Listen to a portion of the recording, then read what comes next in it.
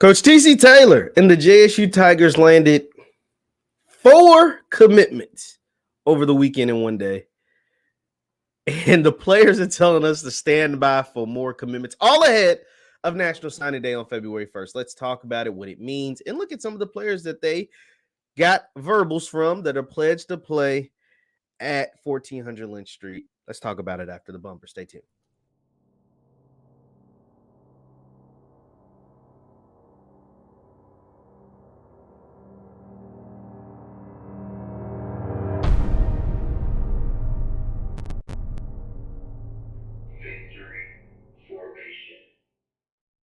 What is up, everybody? What is up, everybody? My name is JeffLightsyJr. This is the Victory Formation Sports Show right here on JeffLightsYJr. YouTube, Facebook, and wherever you get your podcasts. Do me a favor, hit that thumbs up button as you come into the room. Shout out to where your city, where you're from, who you represent, what city you're from, and what school you like, and hit that thumbs up button also. So, over the weekend, Jackson State coach TC Taylor and his staff, who hasn't even officially been announced yet, ain't messing around with us. They racked up 4 commitments during a big recruiting weekend right ahead of National Signing Day, probably the biggest recruiting weekend, simply because it's the last recruiting weekend ahead of February 1st, National Signing Day. And they got 4 commitments by some really talented players. They got some more local ties tied into there. They got some playmakers. They got some immediate impact guys all during this weekend, all while getting them to say that they're going to spend the next 3 to 4 years, hopefully, at Jackson State, 5 years possibly at JSU. And we're going to look at those 4 players. We're going to start with, I think, the one that's going to make the immediate impact. The one that I think will start from day one, the one that I think you guys have been asking for, and that is more offensive line help, and that is JUCO All-American DeAndre Towns Blue. DeAndre Towns Blue, 6'5", 320 pounds, from the state of Pennsylvania. DeAndre also took a visit to Grambling, and Grambling felt like they had a good chance of landing him, but instead the last team gets the final laugh, and that was Jackson State. He took a visit over the weekend to JSU. Like I said, 6'5". He is a plug-and-play guy. He's a guy that I think could come in and fill in right at that right tackle position, which was left vacant by the transfer of Willis Patrick. Now, JSU, you need help. You lost Tony Brown. You lost Willis Patrick. You're bringing back Zach Bro, Evan Henry, and Debo Haynes.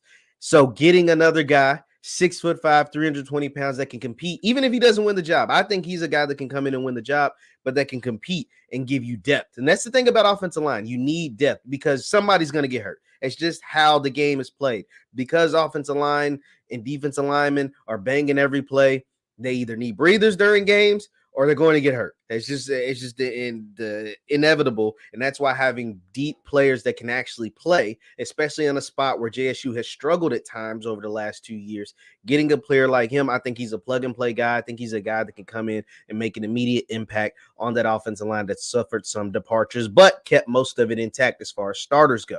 Now, so that was the easy one, no-brainer. Mr. DeAndre Towns Blue, 6'5", 320. He's ready to go right now, JUCO All-American. Another one of the 4 commitments was a guy that I think JSU fan base is going to be excited about. Probably the most exciting player out of the 4 that committed, and that is Antonio Gaden, 5'10", 150-pound wide receiver coming out of JUCO as well. Now, don't let that size fool you, 5'10", 150 pounds. And the reason why I say don't let that size fool you, because you would think a guy with smaller stature like that, you think you can predict how he plays, right? Speed guy, and he's a 4'3" guy. He's post that he ran a 4'3", ran a 4'3", 40, 4'3", to be exact. So pretty low 4'3". But look at his style of play. It's not what you expect. It's not just slant routes. It's not just quick bubble screens and quick screens and get the ball in his hand. Look at some of these plays. Now, this is what shocked me. This is why I said he's the most exciting. Let me cut the music off because I don't want any copyright strikes. But look at him. First of all, it's an interesting route. But look at going up. Okay, but the vertical on this young man's, his vertical ability. He's from Louisiana, so you see the nice gritty. But watch when they show the vertical leap on this young man. Look at this play. Going up and look, oh my God. Going up to get the ball That's what shocked me. And there's multiple plays on his huddle where he goes and climbs the ladder. We're talking about, I mean, look at that. Hand catcher, not a body catcher, going up to get the ball, vertical leap at only 5'10", at only 150 pounds. Look at that. Look at that.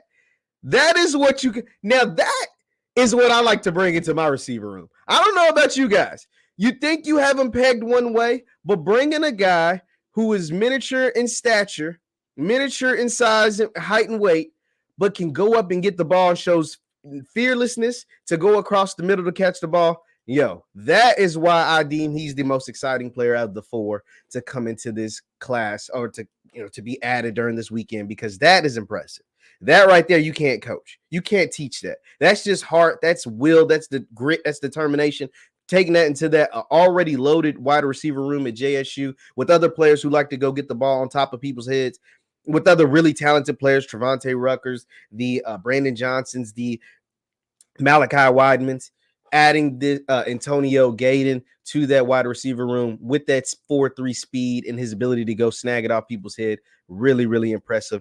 Great get for Coach TC and the JSU Tigers staff. Now, the next player that we're going to talk about that also committed, they all committed on the same day, once again on Saturday during the recruiting weekend, is Christian Walker, offensive lineman. Once again, adding more beef, adding more depth, adding more bodies to that offensive line room that was kind of depleted via the transfer portal. Now, Christian, 6'5", great size, great frame, but he's only 260 pounds. Now, one or two things. Well, first of all, he's going to have to add more weight. We're talking at least 30, maybe 40 pounds during the course of his college career. I think he's going to be more of an inside lineman, though. I think you could see Christian work in at a guard. He plays left tackle in high school, but I think this is a guy that can end up moving to center or guard during his college career, simply because he's lighter in the frame, but he's still tall, still has long arms, can make some plays on the inside of the offensive line. I think we could see him playing he played tackle in high school, but more of a center/guard player during his time at JSU for the Tigers. So be on the lookout. He's number 75 in high school, could potentially keep that same number. Now, this guy, Mr. Bratton, the final commitment of the day that took place over the weekend was Braxton G40 Barney. Braxton Barney out of Madison High School, Madison, Mississippi. More local ties, giving you more of that flavor. One thing Ken Clark told me from the 1400 Club, shout out to Ken Clark, who's out there doing a great job, did interviews with Isaiah Bolden and James Houston, so be sure to go check that out. But one thing Ken Clark told me that Prime didn't. Now, Prime didn't really recruit Mississippi very well. He didn't. He had more of a national reach and even a global reach. But one thing he did do, even without recruiting Mississippi very well, is he got the old-time JSU fans interested in Jackson State football again. He revived the fan base, right? Like, obviously, they were diehards. They were leading the country in attendance at the FCS level, even when they were losing. But the losing wears on people. And some of the losing, and I think he said one of the coaches kind of turned off a lot of the old-time fan base, people that really supported the team. But over the course of the last 2 years, Prime revitalized and got those people back into the stadium, into the parking lot, into, tailgating at the Vet.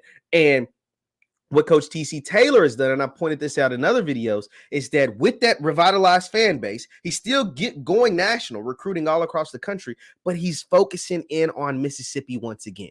And getting a player like Braxton Barney, and the fact that Braxton Barney didn't have an offer from JSU before now, is almost ridiculous, and that's not TC's fault. But this dude can play. And this dude has a motor. He's from Mississippi. He's from right there, the Jackson area, Madison, right there.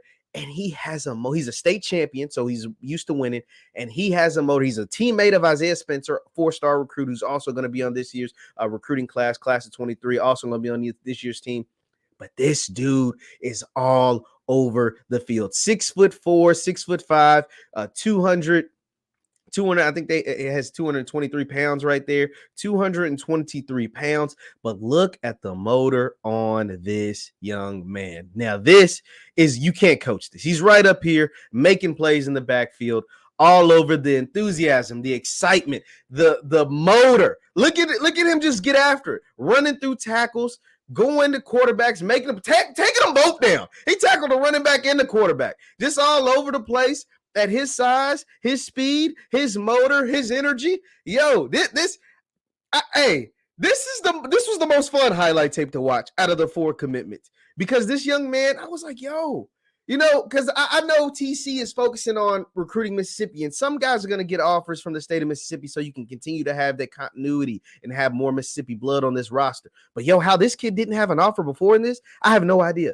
This is what I'm looking at, is the early stages of someone who left JSU's program recently in Jeremiah Brown. I think he can make an impact like a Barron Hobson, like a Jeremiah Brown. The energy, the physicalness. Look at how physical he is. The physicality, the pushing people around, the motor. You can't teach that. You can't. I mean, you got to be born with this. You got to be born with this.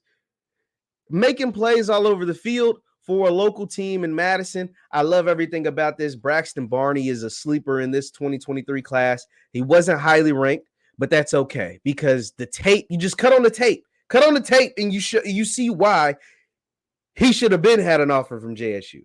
You see why he can make an impact his first year. And even if he doesn't get a chance to make it, they're really deep, he's going to make an impact throughout the course of his career. You can see why it's like, whoa, you cut on the tape, Braxton Barney stands out from the tape during his days at Madison High School in Madison, Mississippi. So shout out to Coach TC for finding that. I think he's someone, he's going to bulk up, hit that college weight room, get with Coach Beef, get right, tighten up, and he is going to be a beast on the field. His tape was fun to watch because the motor, the physicalness, his physicality, all of that stood out right from the jump. And it's like, yo, why didn't he have an offer? He should have been committed to Jackson State. But never late, better late than never. And the fact that he's going to be a Tiger is very, very exciting. And once again, more local ties, more Mississippi ties. And he's a Mississippi kid that I think is going to make an impact. And so that's going to be even sweeter for him and for the program. Coach TC Taylor's from Mississippi.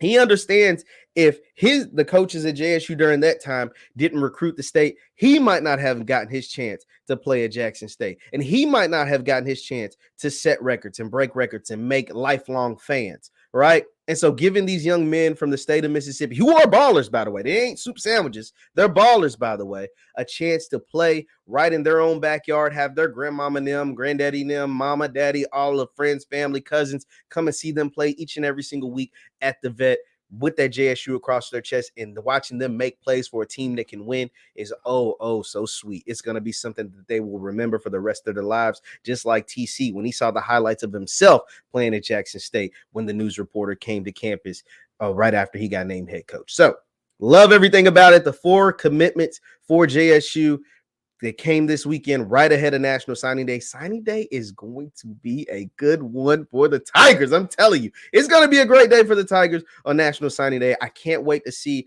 the official announcement of the coaches and who else might end up signing their name on the dotted line to play for the JSU Tigers. I guess we won't know till February 1st. Leave your thoughts in the comments down below. Once again, my name is JeffLightsYJr. This is the Victory Formation Sports Show right here on JeffLightsYJr, YouTube, Facebook, and wherever you get your podcast. Be sure, hit that thumbs up button on your way out. Like the broadcast, share the broadcast, hit that notification bell. And if you want to become a member, you can hit the Cash App or join the channel. All the money and the proceeds go right back into the channel. Thank you guys so much. Hit that thumbs up button on your way out, and I will see you next time. Peace.